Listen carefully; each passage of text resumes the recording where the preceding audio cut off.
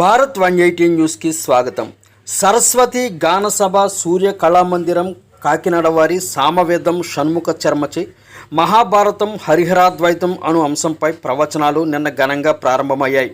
ఈ ప్రవచనాలు ఫిబ్రవరి 4వ తేదీ వరకు నిర్వహిస్తున్నామని సరస్వతి గానసభ సభ్యులు తెలిపారు.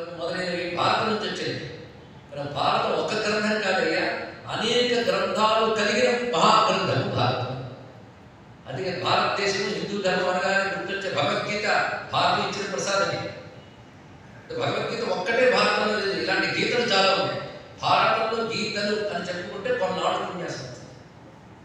అదొక సబ్జెక్ట్ వేరేగా.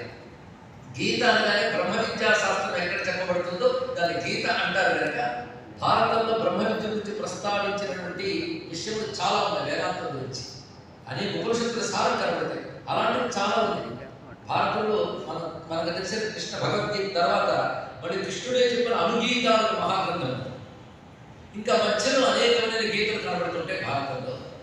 భీష్ముడు చెప్పిన రహస్యాలు చాలా ఉన్నాయి.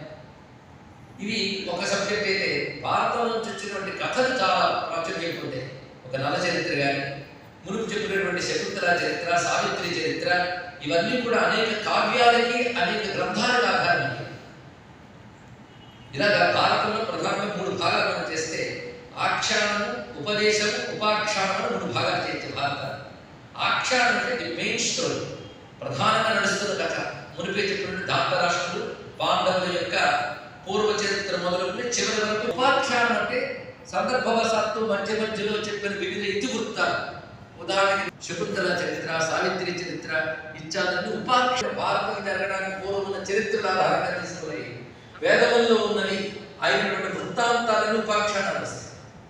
మరికొన్ని సాంకేతికంగా ప్రతీకలుగా చెప్పిన ఉపాసన.